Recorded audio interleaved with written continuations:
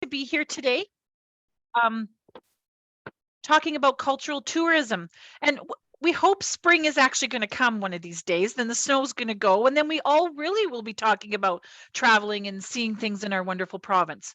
But anyway, I'm Jenny Glessman. I'm with the Sage Hill Community Futures Office. On behalf of our office and Lisa out of the Northwest Community Futures Office out of North Battleford, we're excited to have this session today.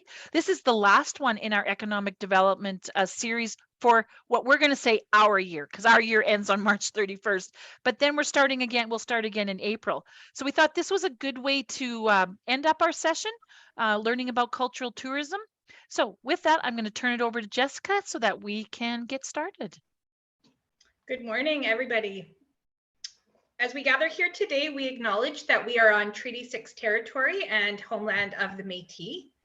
We pay our respects to the First Nations and Métis ancestors of this place and reaffirm our relationship with one another. That being said, today we have Milton Tootoosis here with us from Sarita, Saskatchewan Regional Economic Development, out of Saskatoon this morning. Milton is very well versed in economic development. He's very active in the Indigenous community and helping Indigenous communities across the province and across the nation actually thrive. He's very active and continues to be a face attached to many different initiatives in the world of economic development and Indigenous communities. So that being said, welcome Milton today, and we're really happy to have you. Well, it's good to be here and look forward to the next hour or so that we have together. Wonderful. Is that it? Should I keep going? Yes, you go. Yeah, we're going to turn it over to you. You're our expert today, so we'll let you carry on. All right. Okay, sorry about that. But anyway, stanse in my Cree language, kita tamskat na gakyon to temtik. Mugi timano mamyasan kantum gawian. Kapikskan katsamuan istumagas skate manom ni hiop matsun.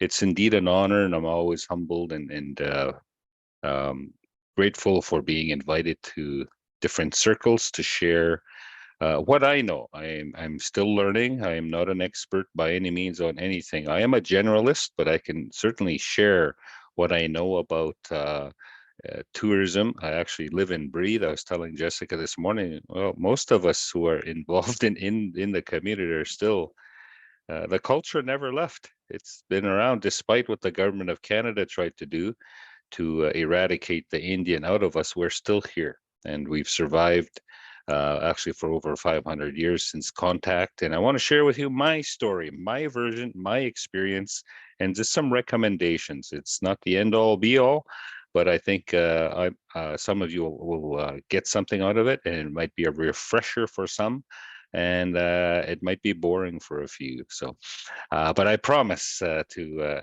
enlighten you with some personal experiences and my journey, and we'll go from there. So I just want to figure out how to upload now my my slide deck, and we'll go from there. You did allow me to be yeah, so you're one of the co-hosts, so you should be able to now just go share screen. How's it go share screen? Yeah. Okay, it says that, yeah. And then how do I load up? I was pretending I knew how to do all this. But, yeah, and then you have to search. If you have your files, or if you have your file open, when you go share, everything that you have open should come up on your screen, right, Jessica? Oh, here we go. Yeah, all and then if you click on it, it should bring you up, should bring yours, so we can all see you. Yeah. Okay. Hopefully you don't see my hockey tournament draw. Oh, geez, it's not showing here. Let me do something else here. Let me do this. Sorry, guys. No, okay. I am not. This one, I think I had it all cased. Well, someone told me when I first started this world of Zoom that if you don't have a glitch, every one, it's not a Zoom meeting. So that's right.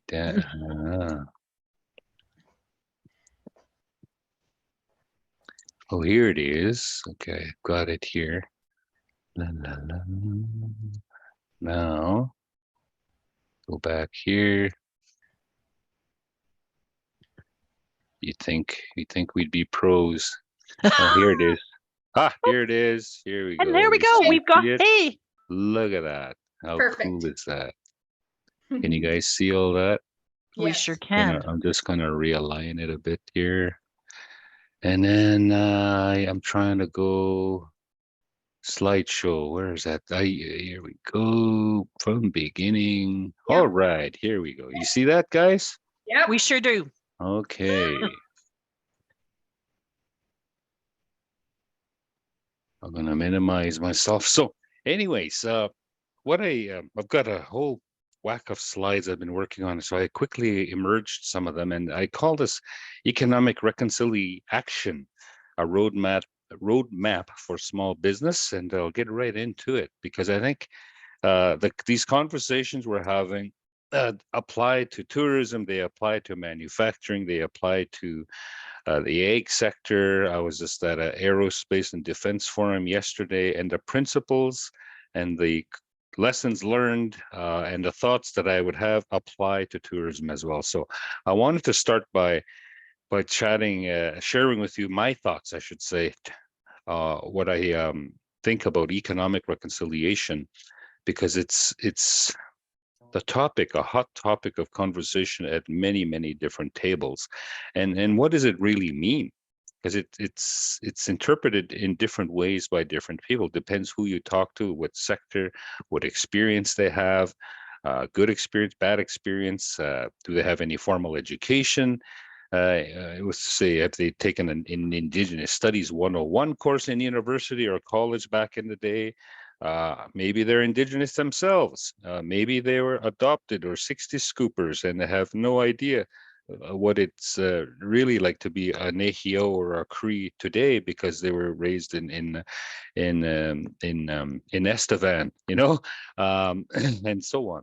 And then there's some risks and benefits as well, and I want to share some of those thoughts and what you as leaders can do to make this positive change and this shift. And it's an exciting time to be an Indian. I say that and I hear that a lot. An exciting time to be Indigenous in many respects, because not that long ago, my parents couldn't say that. And my grandparents certainly could not say that because they weren't even allowed to leave the reserve without a pass and a permit.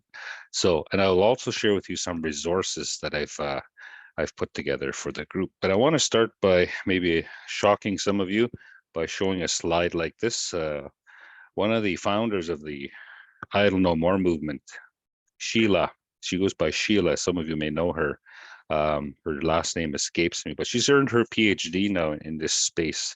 And she got involved with the Idle No More movement. And she has this to say, and I got her approval to use this quote because I loved it when I saw it in a report to the city of Saskatoon administration, and that racism's only purpose is to justify inequality. I am the bridge to ending racism. And I love that slogan because I believe I too am working and have been working in this space for over 35, 40 years since I graduated from college to try and bridge the gap and to bring the cultures together in a bigger and better way. And I often wondered, guys, growing up on the res on Poundmaker Indian Reserve in the 60s, I had no idea. I thought everybody spoke Cree. Nestongi nehiawanan, right? I just assumed that was the first language across Canada because we spoke it on the reserve because we were so isolated on the res. And it's not until we went to elementary school that we realized, oh my goodness, there's a bigger world out here and they're speaking English. So we better sharpen up our English skills as well. It's not that we did not speak English, is that we prefer to speak in our own language first and foremost. So it took a while to adapt to the English language. And growing up in rural Saskatchewan on an Indian reserve in a fairly isolated area, I would think, not totally isolated, but the northwest, just west of the Battlefords, between actually the city of Battleford, the town of Battleford, and Lloydminster. There's a little place there called Poundmaker. Next door, we have the Little Pine Indian Reserve, or First Nation. North of us was a little village called Paynton, and south of us, a town named Cutknife. And I can guarantee the experience I had going to school in those two communities was like apples and oranges. In Payton, it wasn't so bad. We got along for the most part with the kids, the farm kids, the town kids, the village kids. When we went to Cutknife, I hope I don't offend anyone who may be from the area, but it was not as friendly as it should have been. So as a little kid, you can imagine entering grade 5 and 6. How old would I have been? About 10 years old, like confused as hell, as to trying to figure out why don't they like us? Why am I hating them in response? And it dawned on me many years later, and the relationship was like this. It was never that good growing up in Cutknife, trying to go to school. So trying to get an basic education was not fun in Cutknife, I guarantee you. And by the time I was in grade 10, 90% of my First Nations classmates, many of them my relatives, had transferred out of Cutknife to go to another school because it was that bad. Not only with the students, but even with some of the teachers and even the administration. So it was horrible. And I was very fortunate to get out of there myself and finish my high school education elsewhere. And from there, I think I started understanding the importance of education, of reading, doing your homework, at least a little bit, and enough to get me into college. And it was when I went to the Saskatchewan Indian Federated College in the early 80s and earned a degree and a bachelor's degree in Indigenous Studies that I realized that, maybe I do fit in this institution. Maybe I can do this work. And ever since then, after that first Indigenous Studies 101 course in 1980, 81, under the guidance of Dr. Blair Stonechild, did I get excited about learning. Because that is when I started understanding why there was racism and discrimination, why I had just experienced this, and why there's so much poverty and social dysfunction in my own community. And I realized when I started meeting students, First Nation students, Indigenous students from across Canada, that they too had the similar experience. We weren't even talking about Indian residential schools in the early 80s. We knew about them. When we tried to bring up the conversation with the parents, they would say, "No, don't go there, son. Leave that alone. Let's go there. We don't want to talk about it." And now I know why.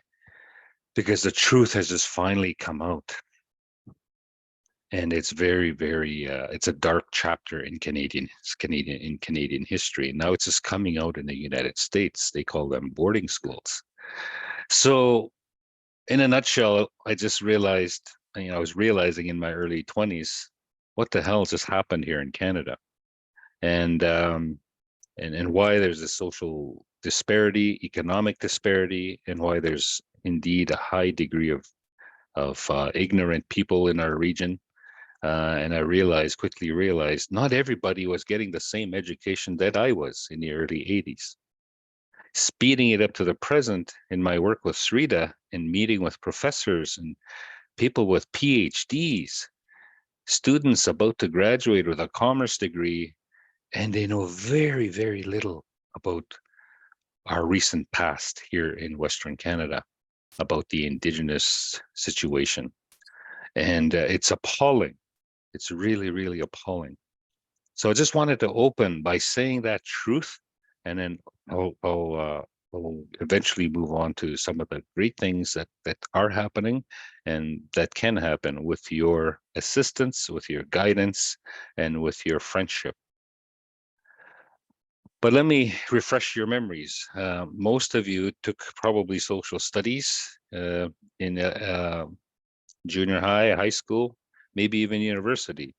But the one chapter, and very important chapter, they left out intentionally, and I'll say intentionally because that's the fact, is this whole notion that colonialism and the experience that has had on First Nations people, the Métis peoples, the Inuit has been catastrophic.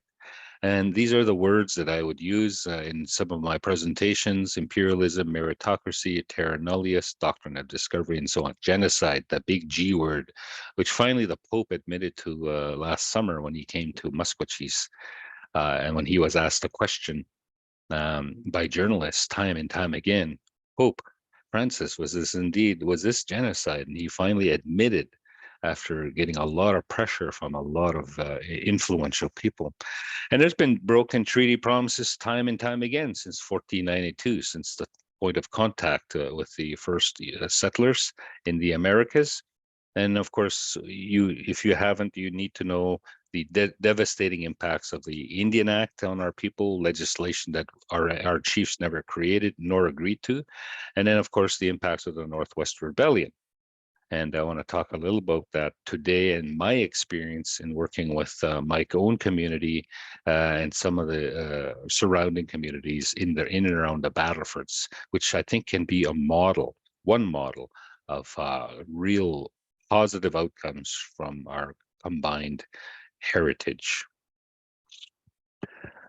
I won't talk a lot about this slide, and it really speaks to this notion about this long-standing issue that government officials have had, including in Ottawa, Regina, and it's about this long conversation policymakers have had when they talk about the so-called Indian problem. I say Indian because Métis get lumped in there, and it's probably the Inuit as well. So it's just a common phrase that the bureaucrats use.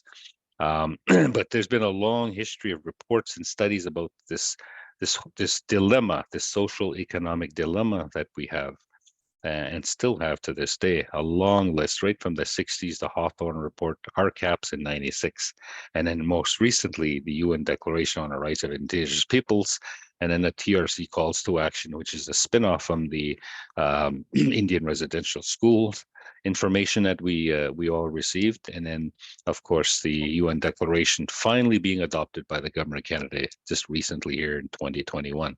So this is not the first time that the Canadians, especially lawmakers and policymakers at the highest levels, have been talking about this so-called social problem in Canada, the biggest social problem, the biggest eyesore in all of Canada. But there are some positives, so don't get too depressed yet. But we all came across the TRC Calls to Action, and I think that's why people are being driven nowadays in the current climate that we have to say, okay, we've got this Indian problem. What are we going to do about it? Hey, maybe we get involved in business. Let's maybe get involved in tourism. Let's get involved in developing the supply chain, and how can we include Indigenous businesses, Indigenous entrepreneurs, as to become part of the supply chain. Just coming from forums, there's forums almost every week on this subject. So it's very exciting today to be invited and to be part of many, many different conferences, workshops, seminars, where we're actually talking and engaging with industry. Employers are saying, finally, I never thought I'd see this day when companies at a high magnitude in terms of quantity of companies, CEOs, vice presidents saying, we are sick and tired of this so-called hearing about the Indian problem. What can we do about it? So many of these companies are adopting this TRC Call to Action 92, especially point 3. And it says, you can read it yourselves, but the bottom line is it's about creating jobs for people, meaningful jobs, and procurement opportunities.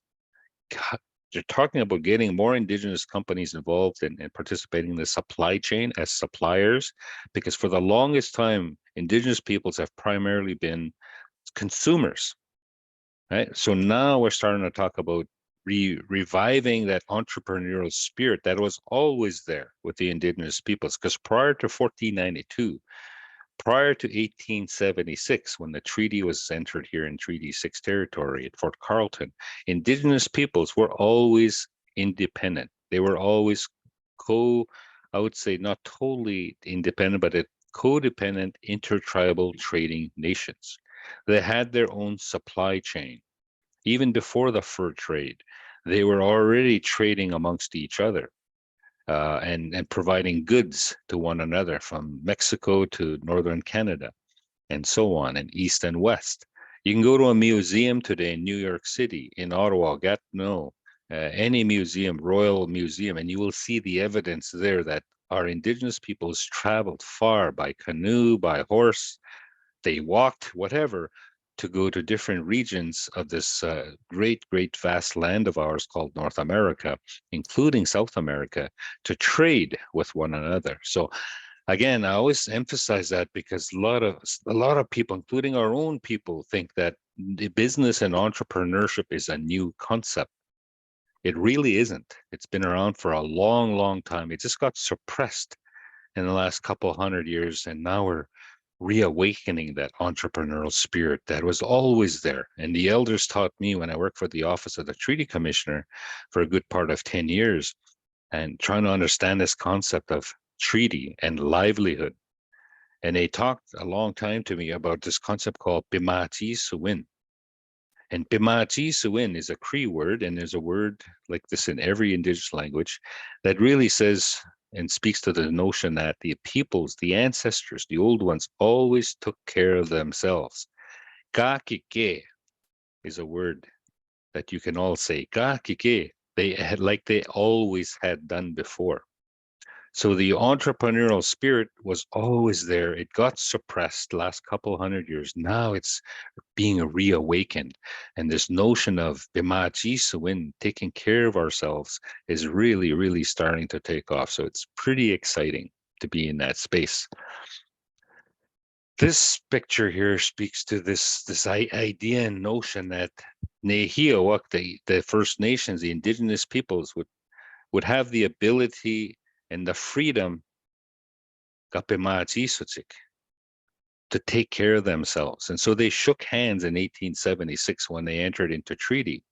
And you'll see this image on the treaty medal.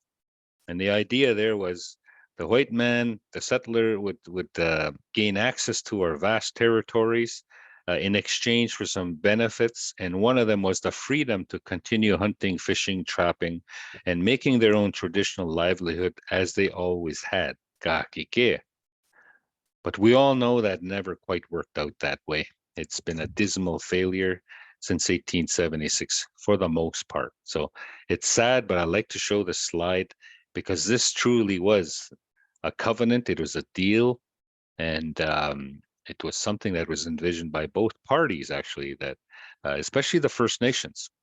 And I have to say, the First Nations, when they entered into treaty negotiations prior to 1876, they were destitute, they were starving, they were sick. Bison herds had been systematically wiped out, overhunted, and the government in Ottawa knew that.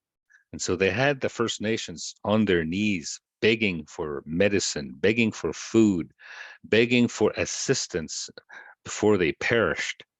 Then they were on the verge of extermination, because of all the things that happened to them.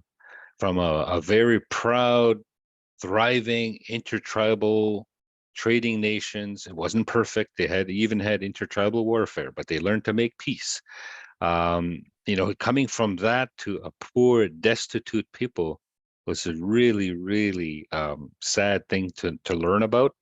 But that's exactly what happened here on the prairies. So the First Nations are basically forced and starved into making a treaty. And if you want to debate that, we can do that offline, because I've been doing my homework for 40 years, and I can confidently say that the First Nations got screwed in this deal. The spirit and intent was, of course, for the First Nations to continue to take care of themselves, like that word says, Pimaji Suin. Miu Pimatsun, the chiefs wanted a good life, like they always had, but moving forward, to get along. Miuitetuin speaks to that notion of getting along. And I think that's what we're starting to see, that trend now from the business community. And they understand that if we can get along a little better, we can work together. We also know, as I said earlier, First Nations were always hardworking and they were innovative. They're very, very industrious. And there's that Cree word, Gaiosi-win. They were always industrious, and they believed strongly in kinship and wakutu, and the spirit of wakutu and relations, not only with other human beings, other bands, other language groups, with the Métis, with the French, the British at the turn of the century, but with even the animals, the plants, the water, and all the things that are inanimate. We have an interconnection and a spiritual belief that we are all interconnected, not just as a human race, but with other non-human objects as well that were all created by the God or the Creator Almighty for a purpose. And we need to have mutual respect for each other if we're going to have balance.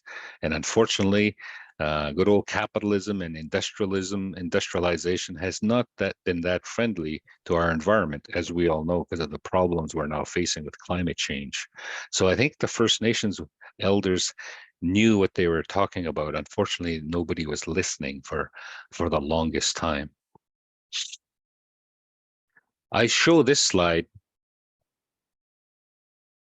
because I think it sends universal messages. When after treaty was signed in 1876 or entered, some elders say don't say signed. They entered into treaty. Okay, when they entered into treaty 1876, the chiefs thought they had a good deal, and that the crown and on behalf of the queen would deliver the goods and they would live happily ever after and adapt to the new way. And at that time, there's the agrarian culture. And they didn't know that the queen and her officials in Ottawa in particular, I don't think it was the queen, but the officials in Ottawa had a different plan altogether. They basically wanted to set the Indians, the First Nations in particular, to the side and say, get out of the way.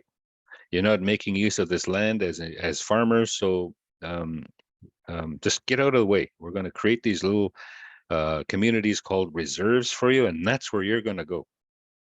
And the chiefs, after 9 years by 1885, they said, we made a deal. You promised us some assistance to adapt to the new way, to industrialization, to become farmers, and the implements and all the things that the Queen promised, the Queen's representatives promised, weren't being delivered. So there's an uprising. The Métis had theirs in Batoche. It started in Duck Lake and Batoche, and the First Nations further west had some conflicts and skirmishes as well. Well, on my reserve on May 2nd, Colonel Otter decided he was going to shut down and keep Chief Poundmaker quiet, because Chief Poundmaker was asking very, very difficult questions to the Treaty Commissioner and his people at the Fort Carleton Treaty Talks in 1876. So he's labeled a troublemaker, a rebel. For example, when he asked the Treaty Commissioner, when the Treaty Commissioner was offering some land to Chief Poundmaker for the band, he was part of Red Pheasant's band at the time. Chief Poundmaker stood up and said, basically in English, and translating into English, "Excuse me, but who are you to offer me land when this is not your land to give? We never gave you the land. We're not selling you the land. We're going to agree to share this land with you. So how can you, Governor, give me land when it's not yours to give?"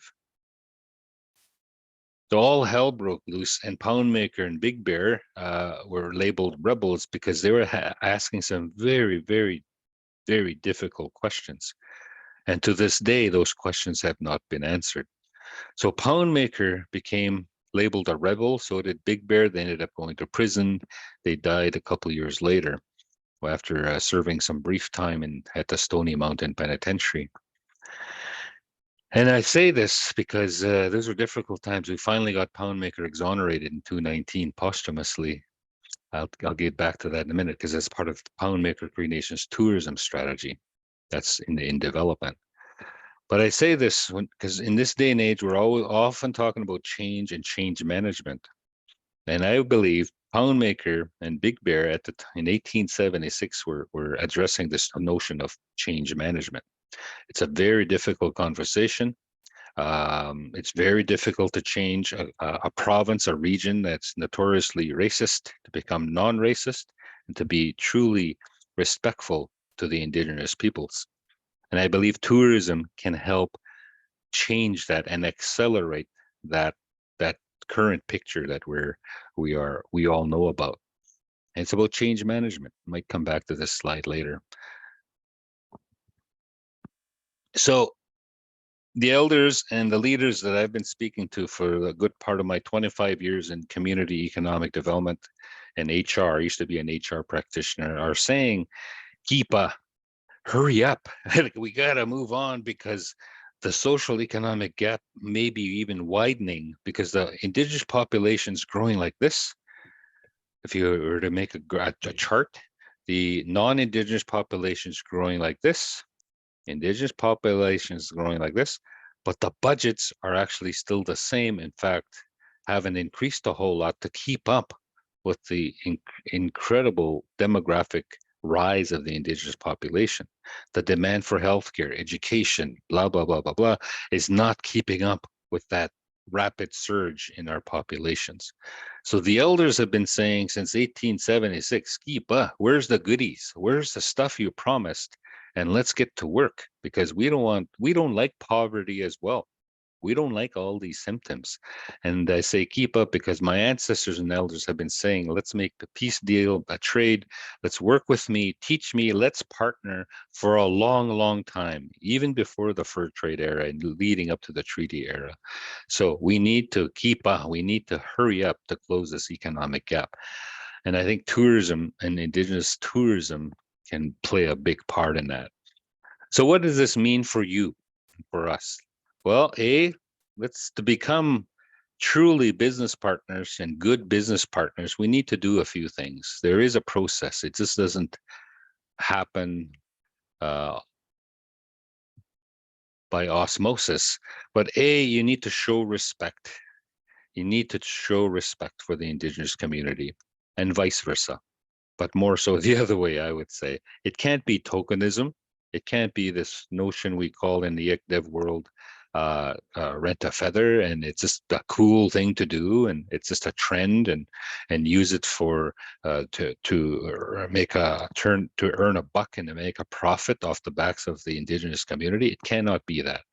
It can't be like the Buffalo Bills Wild West show back in the day at the turn of the 19th century.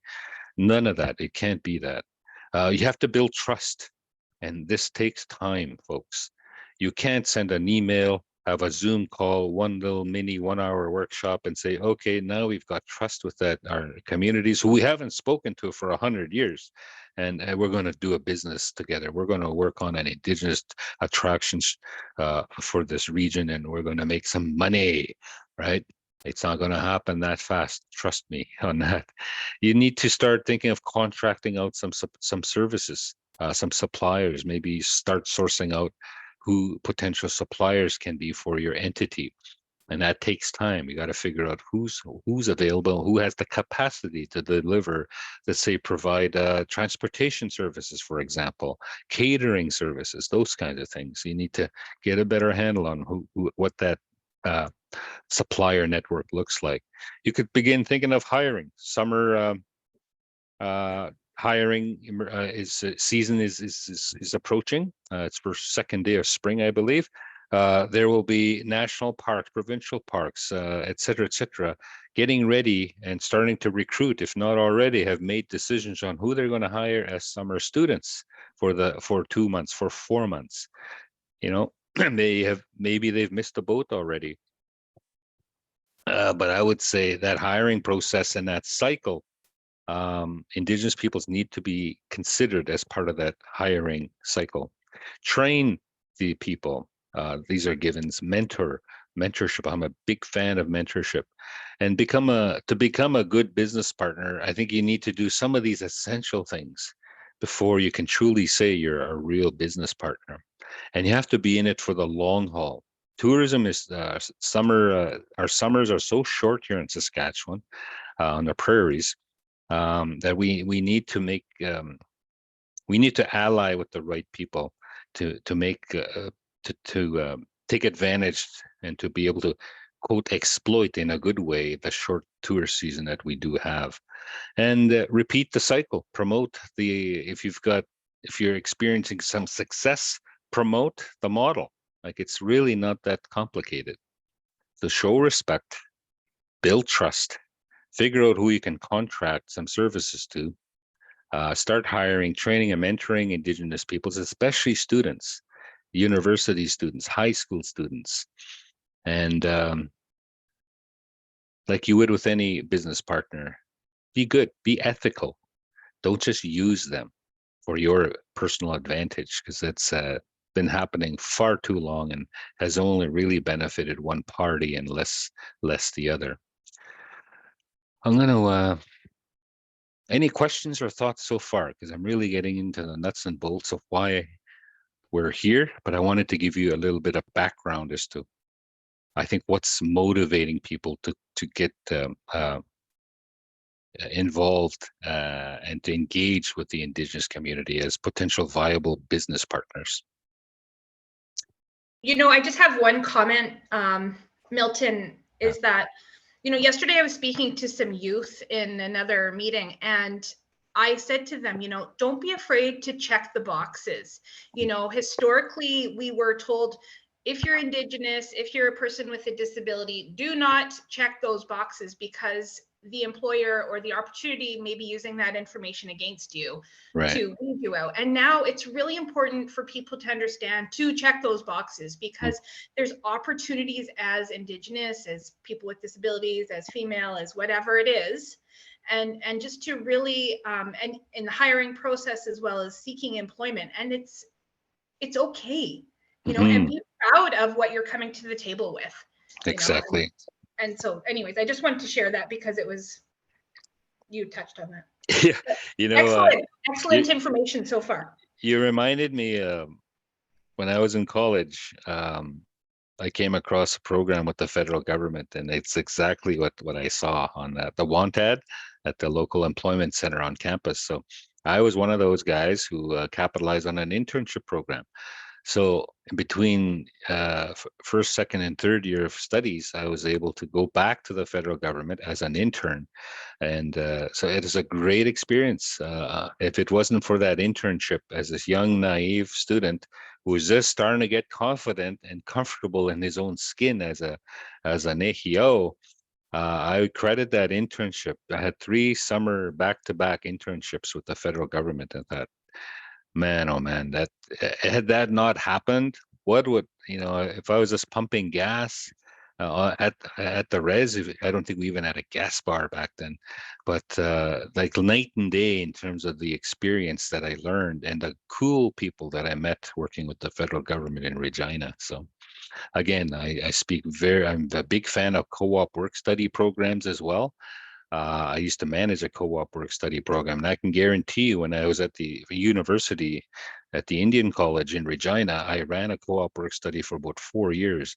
And when I look back at all those students who had a 4-month internship with a credible employer, 90% of those students came back, finished their degree, and with flying colors, and they're all doing great in terms of their own professions since then. Some of them even went on and got their MBAs. I know a couple are have their PhDs, and I would say gaining confidence and that kind of experience with a good employer, a respectful employer, was a turning point in their young careers, their academic careers. So I am just a big fan of those. So you have to give them up those opportunities.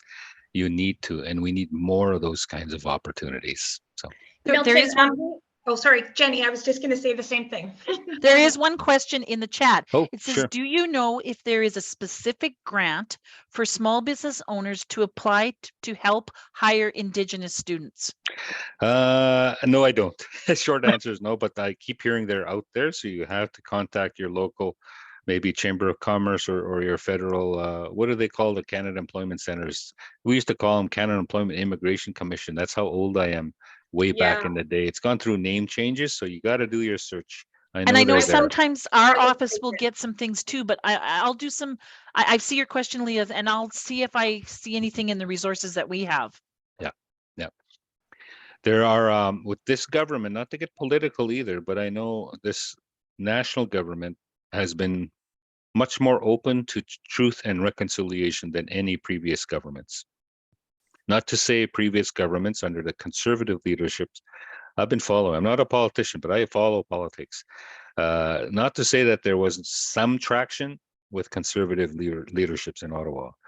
We are starting to get more and more results, good results, including fiscal arrangements with Indigenous peoples more than ever before. So it's like I say that guy, and I work in the I'm working in the renewable energy space right now, and I'm told by great sources who are in the know, saying there will be new announcements made for new capital investments to to entice and encourage more Canadians, including Indigenous peoples, to get into the renewable energy space. So here's some grants or startup monies, as we call it, stimulus monies, right? So I would say the same thing would apply to internship programs, I hope anyways. So, all right, if we could move on.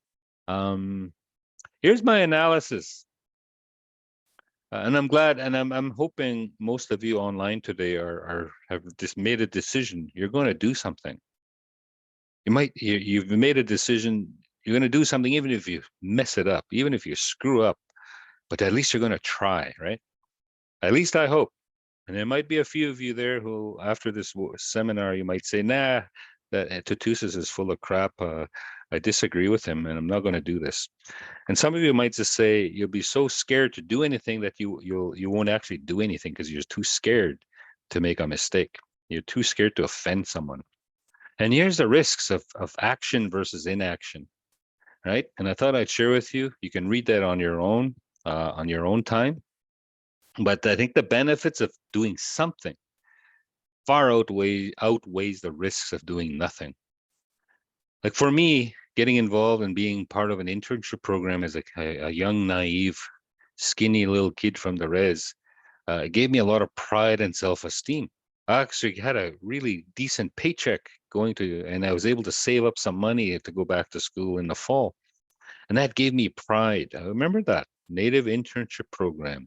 And then when the clients who used to come in, and I used to work in this Canada Employment Center, and I'd see the odd Indigenous First Nations client, and they would look up and say, "Wow, look!" I used to wear a shirt and tie, right? Look kind of spiffy, and nice shoes.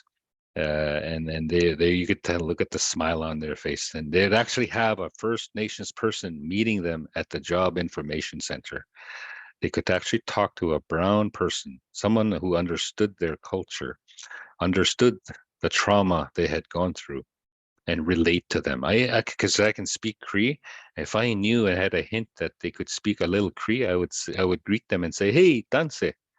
And they'd look up, "Hey, Monanto, Tanteo Chikia," they'd always say.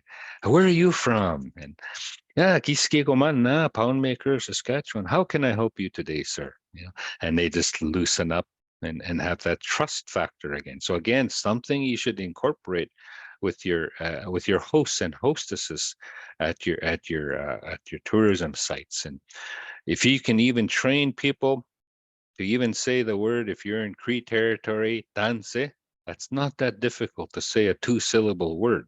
If you can master, many of you like me were forced to take French. We learned a basic French, right? We had to, and I'm sure you can learn a little bit of French, a little bit of Cree, a little bit of Dene, Sodo, a little bit of Michif. Make that effort, even to say greetings, danse. And if they say that, I guarantee you will shock the hell out of most of your First Nations clients if you can say uh, basic words like that. So again, getting back to my benefits, yeah, it creates jobs, wealth, of course, little money in their pocket. That's a given. Increased tax revenues, right? First Nations people, contrary to popular myths, when they move off reserve, you pay taxes and income taxes just like everybody else. So we can be a contributor to the tax base of the city and the municipality that we live in. We're going to have a tax seminar someday down the road if you want to dive deeper into that, because there's certainly a lot of myths and misconceptions that First Nations people do not pay their fair uh, uh, amount of taxes. Unity.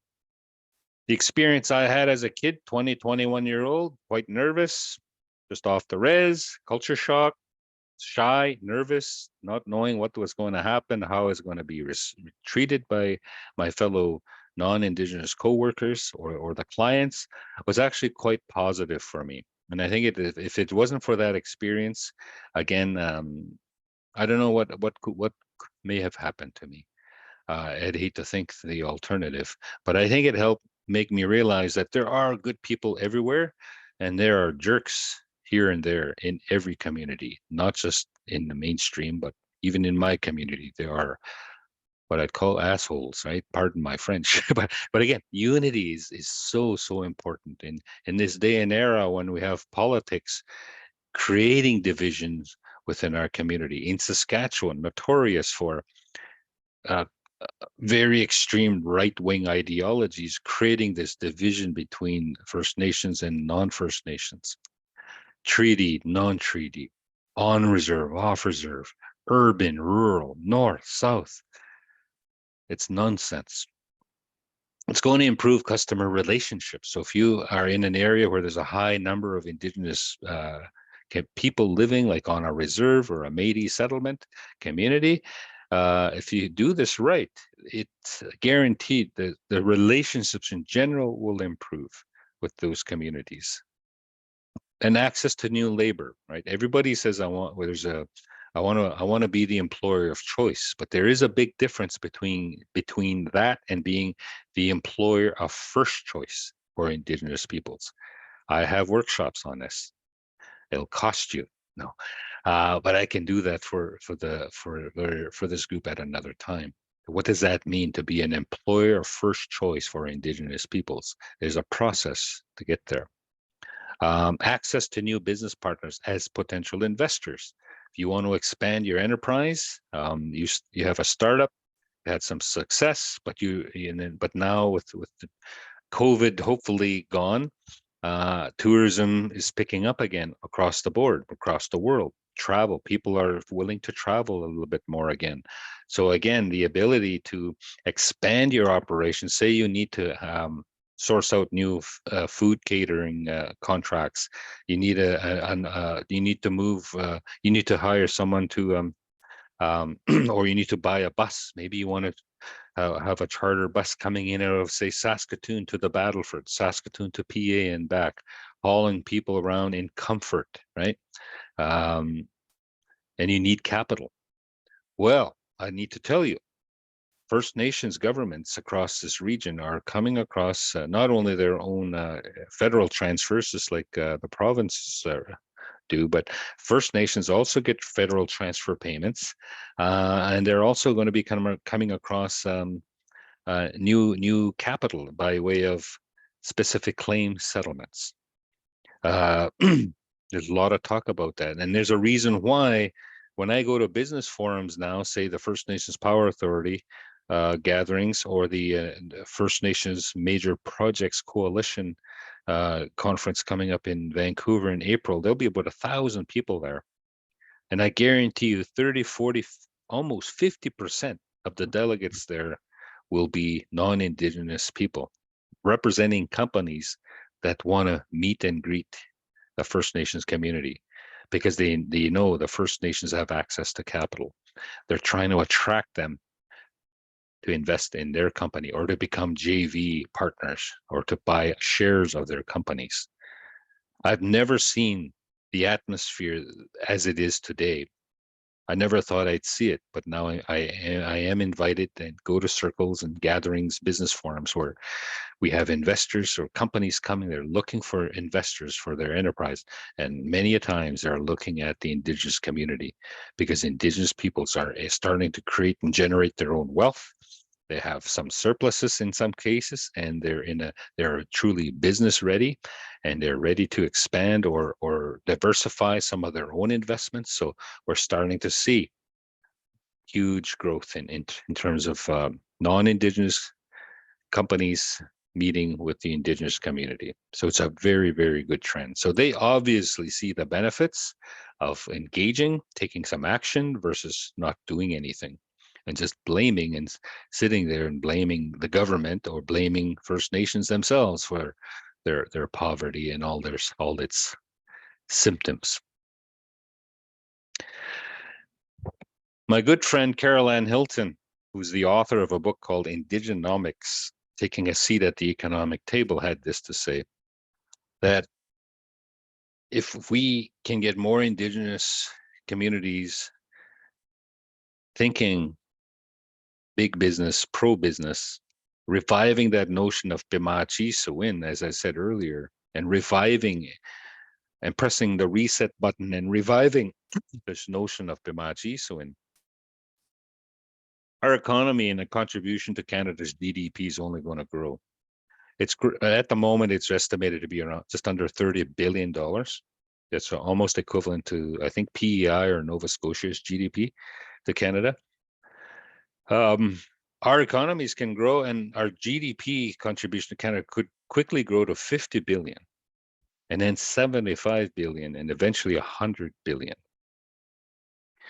And I hope I see the day when we at least hit 75 billion, because what that'll do is so unbelievable in terms of fixing some of these social challenges we have in our communities: lack of housing, infrastructure, et cetera, et cetera. Because we all know in capitalism, money rules, right?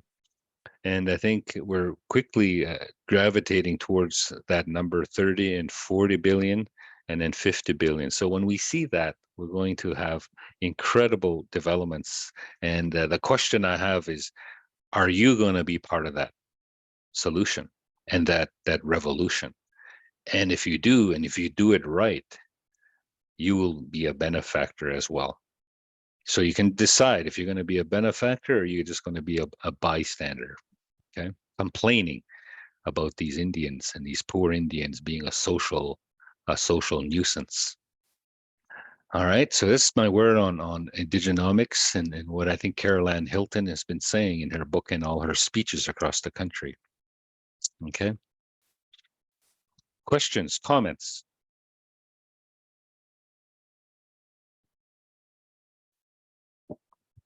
Oh, there's something in the chat room. Should I be checking that, or I'm keeping an can I eye on get it. you, I Jenny? think yep, I sure am, and I think we're Okay. good. We've covered most of this. Okay. Unless anybody has anything, I think we're still good to keep going. Yep. Yeah. I can go to, God, it's 10:52 on my end. I can go to a quarter after and then Q&A and so on. Yep. Okay. No, that sounds great. Once I get going, guys, I don't stop. You have to warn me, Jenny. You say, Okay, shut up, Milt. You give me the I won't cutoff say it. time. I won't say it that way. But as you can see, I'm quite passionate about this space because I am 60 years old. I'm not afraid to admit it. I've been working and studying, living as an Indigenous person in this country for a long time. And I'm starting to see and enjoy the benefits of it. I was skeptical for the longest time, but recently now I am just getting more and more excited because the more every week goes by and I hear more good news, more potential for growth for the Indigenous community. I see more and more business, non-Indigenous people coming out to our gatherings. And I'll share some stories there shortly. But what I'm seeing, folks, and I've been very fortunate to be a traveler. I love traveling. I plan to do more of it as I get closer to retirement so I can keep up with my kids and grandkids. Just got back from New York City and we visited the Smithsonian in downtown Lower Manhattan. And just unbelievable display they had there. I was mildly surprised to see the displays there. I thought, oh my God, we need to do more of this in Canada. Because at the Smithsonian and Lower Manhattan Museum, there was free admission, which I loved because I had spent a little too much money on hockey tickets when I was there for the Rangers and merchandise. But we saw an incredible display there that showcased the true story of how New Manhattan was acquired from the First Nations people. It showed about the contributions that First Nations have made to New York in building and constructing those towers, especially with the Mohawk iron workers, et cetera, et cetera. They also showcased some artifacts there from the prairies, which I was amazed at. But then I realized it is the Smithsonian, one of the largest museum collectors in the world, but they had beautiful, beautiful items there on display. But they basically said this, as part of Truth and Reconciliation. I don't know if Americans are as astute as we Canadians are or should be about truth and reconciliation, but they basically said Indians were here first. This is their land, and the Dutch swindled them out of that Manhattan Island for beads and trinkets, and then basically ignored them and pushed them aside. The Indians thought they were coming to visit, and they didn't realize that they weren't going away, and they decided to stay. So they basically, the tribal nations got pushed out of there. But now the settlers are starting to acknowledge, and the whole world is seeing the truth and the true story about as to how Manhattan was actually acquired. Because Manhattan or New York City takes great pride in itself as a multicultural community. They say it's the cultural capital of the world. I believe it now after being there for a few days. And they also, with the Statue of Liberty, I've got this image with the Statue of Liberty behind this thing, greeting immigrants to this new world. And the land of freedom, the land of blah, blah, blah, right? And I thought, yeah, that was a good deal for the immigrants, but the immigrants didn't even know what was being done to the local indigenous population at that time. And only now is the truth starting to come out in the US as well. So I thought good for the Smithsonian in New York City for doing that. And I think more and more museums across the country are starting to realize that they've got a story to tell through the artifacts, and that people need to listen up. We have museums across the world, royal museums. At my reserve, at Chief Poundmaker Cree Nation, we have the Chief Poundmaker Museum. Beautiful little cute museum. If you ever get an opportunity to be in our region, we're just 40 minutes west of the Battleford. Swing by. Sad thing is, our museum, just like I don't know how many other Indigenous museums are out there, but they're not funded like they fund the national museums. Parks Canada has a budget for the museums in Fort Battleford, but they don't seem to have, and they can't come up with money for a pound maker.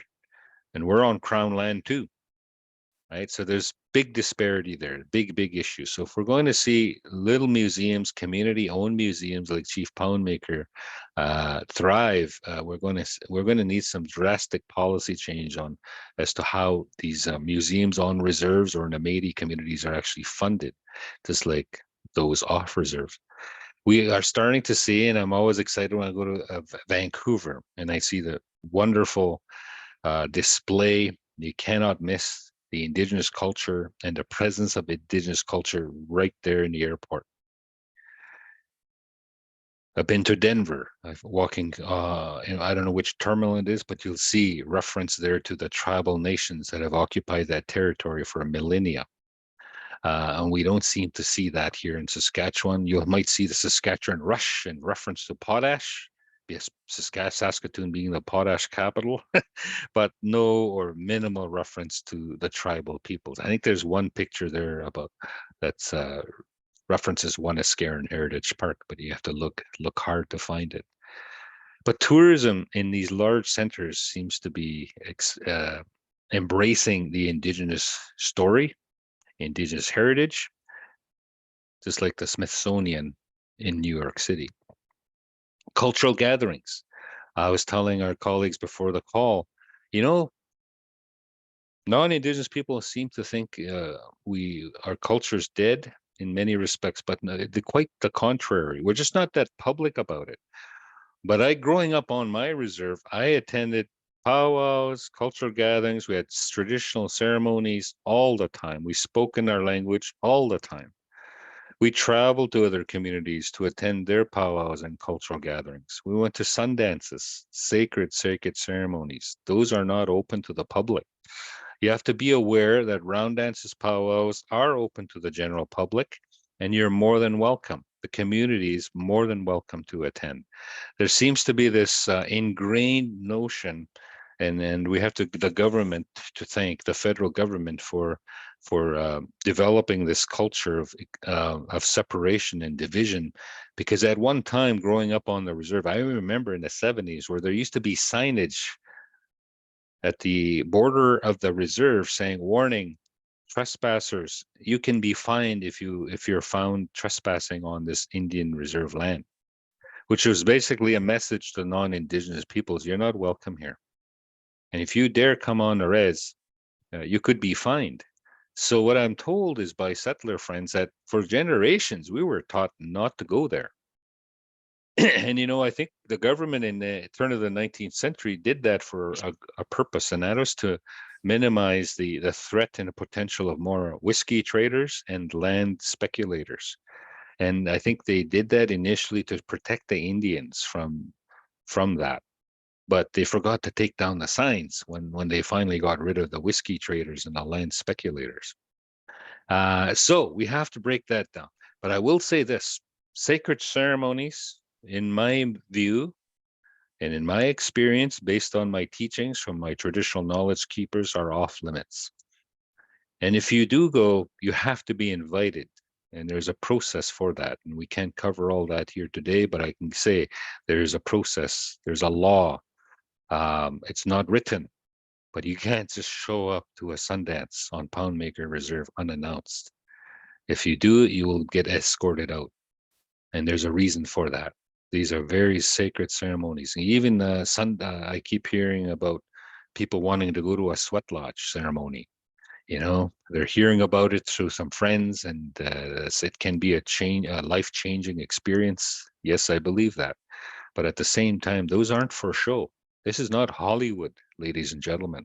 It's not the Wild Buffalo Bills Wild West show. And you have to understand that there are certain ceremonies that are off limits. Do I see non-native people at some of our sacred ceremonies? Absolutely. And every single one of them had to follow strict law, cultural law, protocols to be accepted and invited into those circles. Okay, that's a conversation we can have down the road. So understand that powwows typically are open, general public, even round dances, but other ceremonies off limits. You have to earn your way into those sacred ceremonies. You can't buy your way in, you have to earn it. And I can explain that some other time in person if somebody offers me protocol for that, or another traditional knowledge keeper. Any questions about that? Thoughts, comments? That's important. Is it helpful? Maybe it's the first time you've heard it.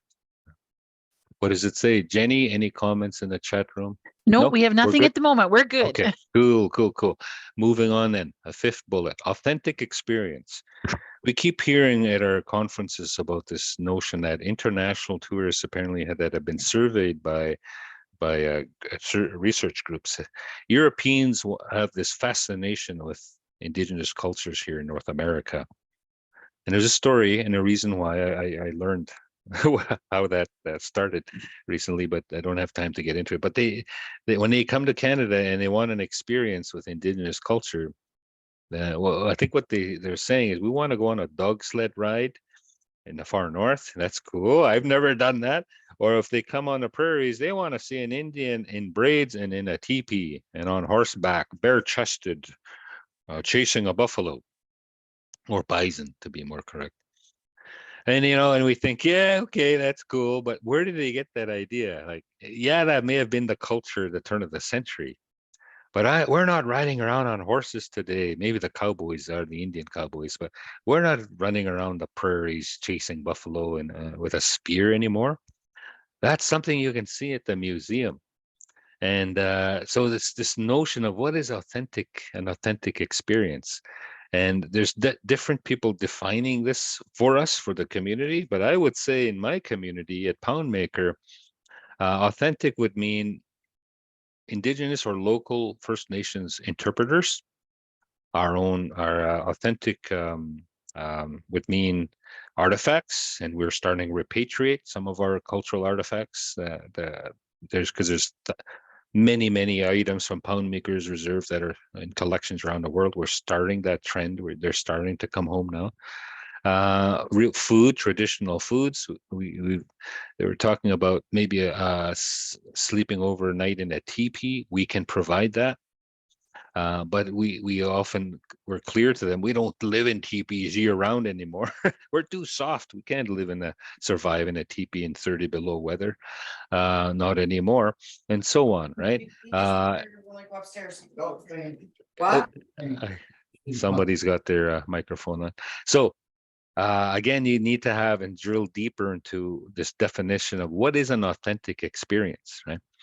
They also want to know, I heard this from the tourism experts, that the Europeans who want to come here and have that authentic experience, they want to make sure that the majority of the financial benefits, if they're going to put $5,000-10,000 on the line for a 4-day excursion, they want to make sure that the Indigenous community is actually benefiting financially from that transaction, that it's not going to a non-Indigenous firm. So here's that situation now where we need, if there's going to be joint ventures and partnerships, that the majority of the company should be owned by the Indigenous community and benefiting the Indigenous community, not the other way around like they used to.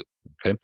So that's my lesson learned, and just sharing that information regarding the international visitors that are thinking of coming back to this region and searching for that authentic experience. So there's an organization, if you haven't heard, called ITAC, Indigenous Tourism Association of Canada, that I'm affiliated with. I'm not a member, an active member, but I go to their conferences every couple of years. And they just finished a conference in Winnipeg, a national conference last week, 2 weeks ago, over 1,000 people, the largest Indigenous tourism conference in the country. And they do this annually. And so Google search ITAC if you have never heard of them. And but they will tell our community that if tourism is surging, Poundmaker, my community, you need to be more business ready. I can tell you this from my own experience at my reserve, Poundmaker. We have a beautiful story there in terms of the Battle of May 2nd, 1885. Poundmaker saving a lot of lives by stopping the warriors from potentially massacring Colonel Lauder. We have grave sites there of fallen soldiers and grave sites of fallen warriors. We have other. We have teepee circles, teepee rings, teepee circles on our reserve. We have a lot to offer, but we're not quite ready yet. We have the potential of hosting a reenactment of the Battle of May 2nd, 1885, just like they do at the Battle of Little Bighorn, which attracts thousands of American and European tourists every summer to southeastern Montana.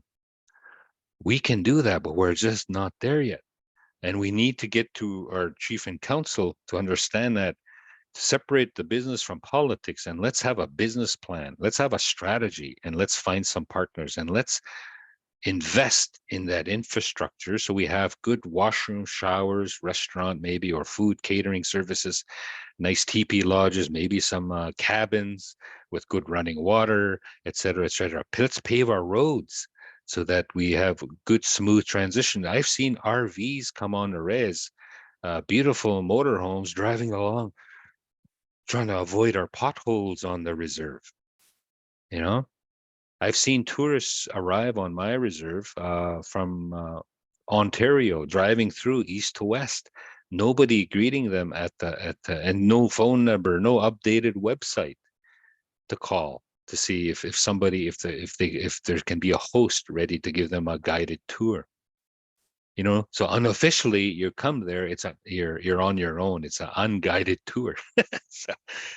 So we have some work to do to be even more business ready, and that's from the Indigenous community. That's one example. I'm sure that's a common challenge in our communities. So here's a snapshot. I'll use this in other presentations, but just to give you an idea as to how progressive we've become in the last 20 years. And it's a good sign. We're just getting started.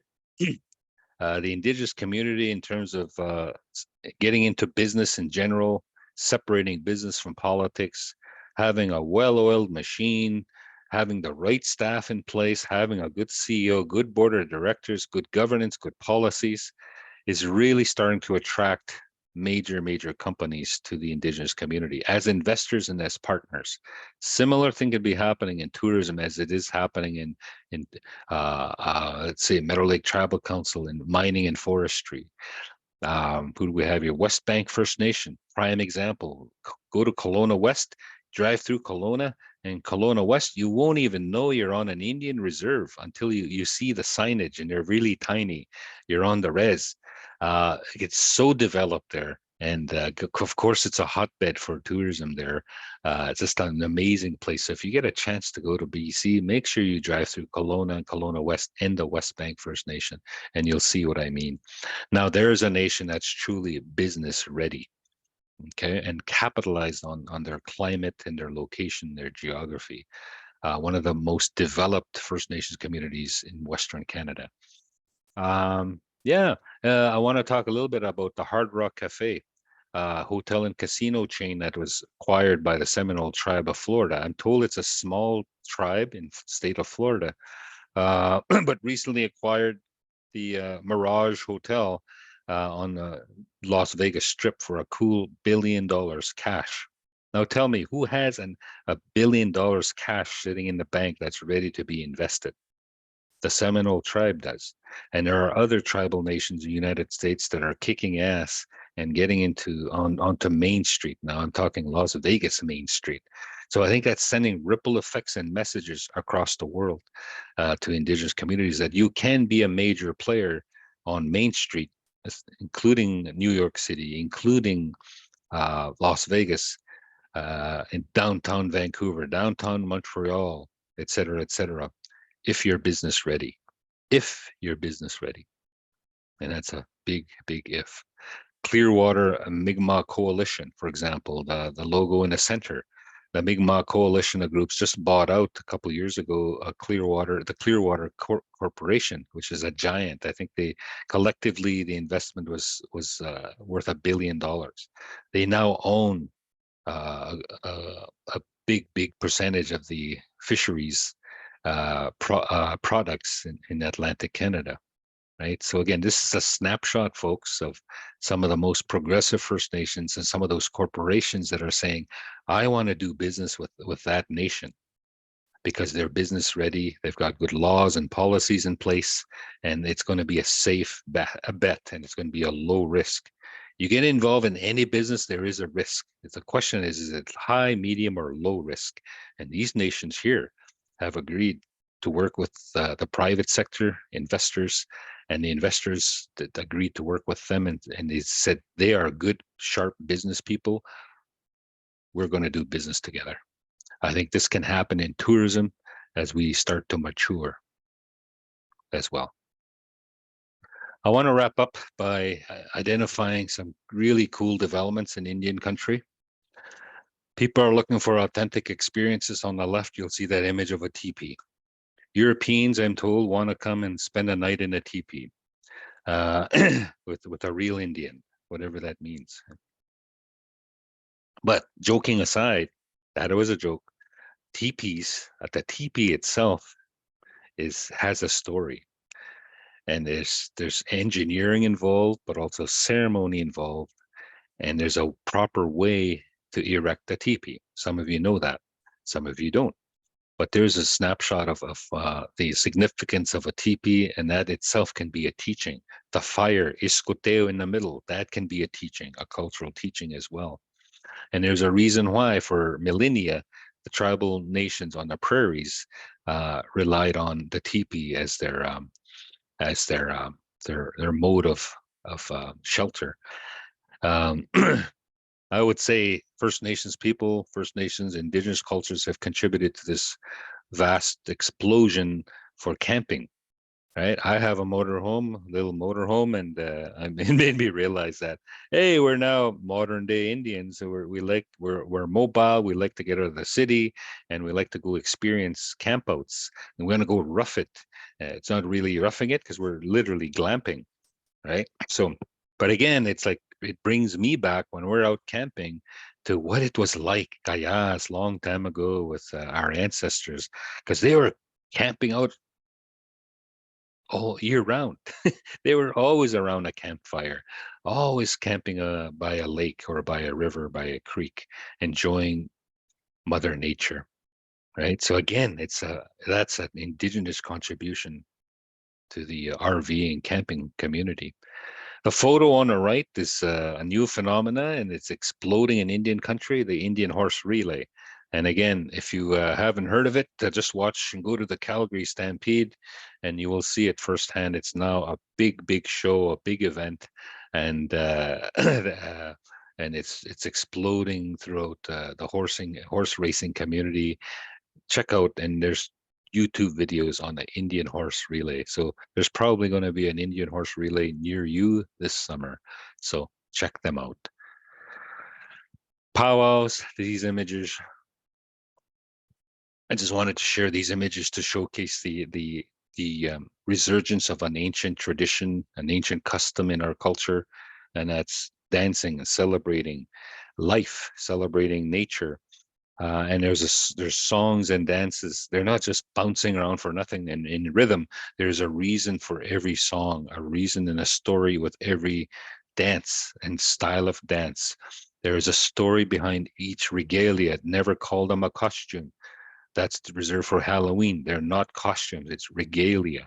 Okay.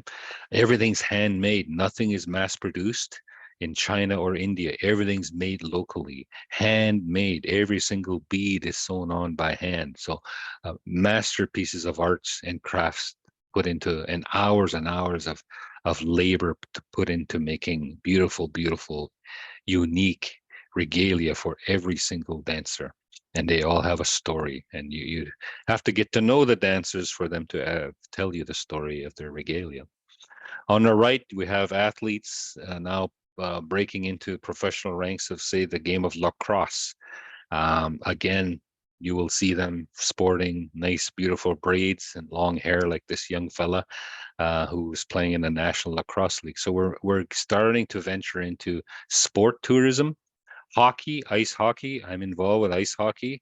That we are a major player, especially on the prairies, in a major contributor to winter sport tourism. So we are growing, and we're just getting started. It's very exciting to be part of that community. 5 things you can do, ladies and gentlemen. I thought I only needed an hour, but maybe I needed a full hour and a half. But 5 things you can do, just to recap, is research the truth, the TRC Commission report.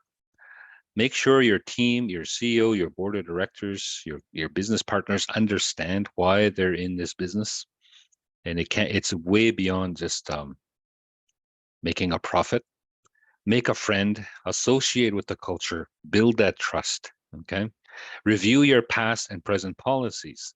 Learn from them. Don't get too depressed about what you didn't do yesterday. Focus on what you're going to do tomorrow. Be the lead change manager. Be that leader to make change, positive change, and show respect and ask for local customs and cultural protocols. So if you're going to go to a powwow, check in with somebody on that committee or from that community and ask them what are their local customs and cultural protocols. Follow them. And they're all unique. They're not all the same. We are not one homogeneous group. We are very diverse. We speak different languages, and our ceremonies are quite different sometimes.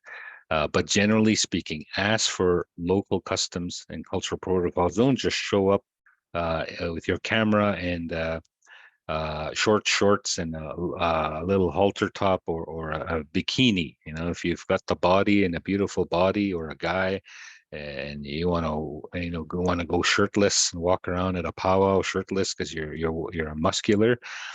You're not at the beach. This is very different from being at a typical beach versus going to a cultural ceremony. Okay, so quite the difference. So respect the protocols and celebrate your wins. Not everything's going to work out. Try again. Just like in business, you're going to have some failures. Get up, try again. Dust yourself off, try again.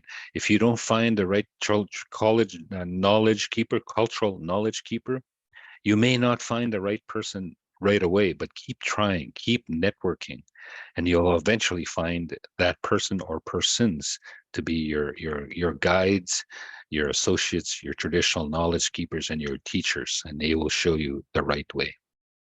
Okay, there's some associations, groups you should plug into and network with.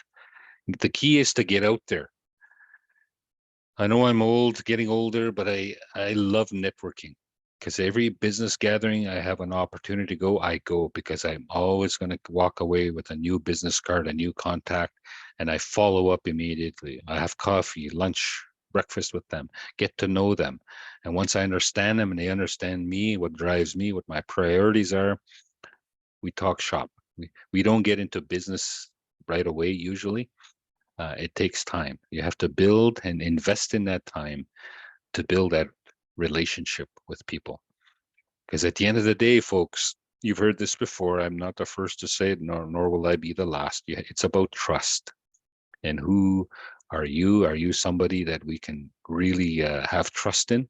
Are you somebody we can work with? Are you somebody? Are we somebody you want to work with? And so that takes time. So get to those events, some of these events that I've listed. I'm not going to talk a lot about these. I did touch upon those. I'll share this slide deck with you guys, okay? And you can share this. And these are some of the powerhouse leaders and communities in USA and Canada and events that you should get to and be aware of who those emerging nations are. I've been involved, like I said, I'm close to the end of my presentation, but I've been very fortunate to travel the world and I've been part of this group called the World Indigenous Business Forum. You can go to wibf.ca to find out more about that. We hosted WIBF here in Saskatoon in 2016. We had, I think, 900 delegates, 12 countries from around the world. Indigenous economic development officers came to Saskatoon. And it wasn't just a business event. Yeah, we had our 2-day business forum, but prior to that, we had a golf tournament out at Dakota Dunes Casino. We had a fine reception, and then we incorporated a powwow out at Wanuskewin on the other end of the city as well. We had a mini powwow in partnership with Wanuskewin Heritage Park. We had youth engaged. We had the community engaged. We had a talent show. We had a music festival. So it wasn't always just about business. Like, you can read a book on how to start a business, how to manage a business, but it's about the total full experience. And it was unbelievable. There's people still talking about it here in Saskatoon, and people I keep running into who said, "Hey, I was there in 2016." I said, "Yeah, I've been fortunate. I go every year. I just got back from Colombia last October, and this fall in October, we're going to Papua New Guinea. And I've been fortunate to go to New Zealand, Australia, South America, Chile, Guatemala, Africa, and New York City. And our approach to business and business development is always incorporating the culture. Wherever we go to in those countries, we always incorporate the culture. It's not just about dollars and cents. Okay, so and tourism is certainly a big part of that. All right, so I just wanted to share you that slide when we hosted the World Indigenous Business Forum. And on the photo on the right is, I don't know why I put that up, but that's a cool photo painting done by Kent Monkman. That's depicting 1885 when Chief Poundmaker is stopping the warriors from potentially massacring Colonel Otter and his troop on May 2nd, 1885. We have that original painting now, and a replica is at our Chief Poundmaker Museum. So it tells quite the story. And that's a story that I think Saskatchewan, as in general, we undersell and undermarket our product, our heritage, our stories, and we need to get better at marketing our stories. So if there's anything you can invest in, is as an association, is we need to figure out how to improve our marketing strategies collectively to benefit the regions. We at Poundmaker can only do it ourselves. We can't do it ourselves. We can't do it alone. We need partners. We need partners, more partners. And my last slide. I am a Moshom, a grandpa, and those are my beautiful grandsons on the right. The parents have decided not to cut their hair for this reason, because the photo on the left, some of you have seen it. I believe that's Thomas Moore at the Regina Indian Industrial School, I believe. but it's very famous. It's a well-known, well-publicized photo. But we came from that turn of the century where the government and the church collectively worked together to try and take the Indian out of the child. Now we're on the other end, a century plus later, where we're starting to rebuild our communities. We have a long ways to go. It's not near perfect at all. We still have huge gaps. We have huge challenges to overcome, the legacies of cultural genocide against our people. But we're picking up momentum.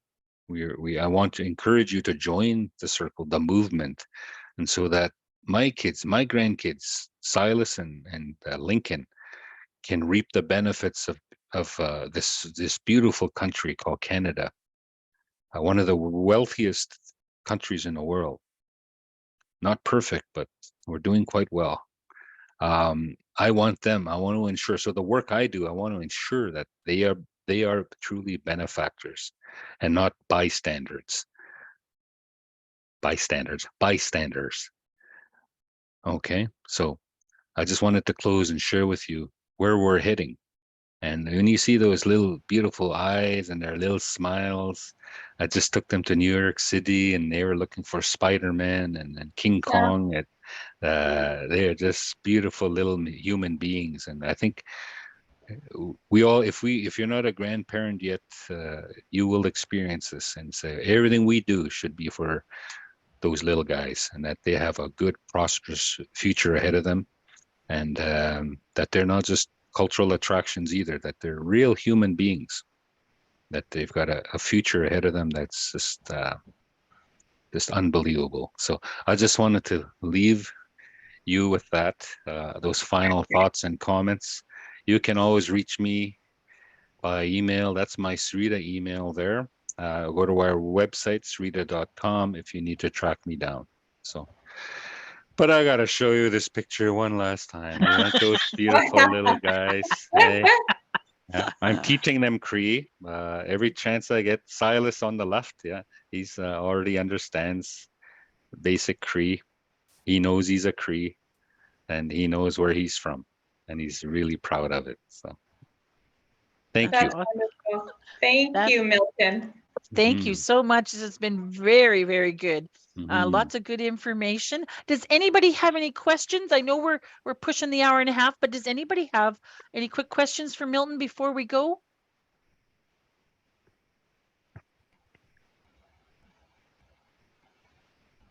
Oh, Oh, yes, we do have a Dwayne. yes. Yes, go ahead, Dwayne. If you want to unmute and talk. Yeah, go sorry. Just trying to hit the buttons here. Okay. Thank you, Milton and Sage Hill, obviously putting this on. I'm just gonna try to. Why can't my camera go on here? Why is Yeah, it? we had you for a second. Yeah, sorry. There you are. But yeah, just on what you're kind of closing with there, Milton, and I don't know how to say this eloquently. I don't know exactly what I'm trying to say, but I listened to a podcast that follows the war in the Ukraine and daily reports and whatnot, and I'm listening to the old episodes that I missed. And there's been a number of the episodes that I've spoken to and shared the stories of the Ukrainian culture and what have you. And it's just, you know, and my journey in learning about Canadian history and obviously in Indigenous Canadian history, and, you know, my journey is my journey, and it's been a 20+ year journey since I, got into post-secondary education and became a teacher and so on and so forth. And so just learning the Ukrainian story more closely, and it's just like the comparisons, and it's not just the Ukrainian people, it's not just Indigenous Canadians, it's people around the world who've ever had to fight for or speak to or reestablish culture or whatever, it's been over the last human existence, right? So and I think I just want to mention that, I guess, for others who might be listening, that when we talk to people in our communities and in our homes and our relatives and stuff, the history of Canada, we sometimes, we've created this concept in our heads as adults over our years of learning. And so I just like hearing that obviously the war is horrible and any war is horrible, right? But learning the Ukrainian story, learning more about that's like the comparisons between the Ukrainian people are doing and what people in Canada are doing they're the same. It's and it's, you know, the same struggles, and you know, so I just wanted to kind of mention that for Cool. what it's worth. Thanks, Dwayne. With that, I think we will, Jessica will send out the slides so everybody can have those. Again, thank you, Milton, for taking some time out of your day and joining us. This was very informative. And on behalf of Community Futures Northwest out of North Battleford and Community Futures Sage Hill out of Bruno, we'd just like to thank everybody for joining us. And we'll be letting everybody know what our next workshops are. So Okay. have a great afternoon, everybody. Very good. In our cultures, we say never say goodbye. We'll say ki tuam mina, until we meet again. Great. Ki tuam. Keep Ki tuam. on.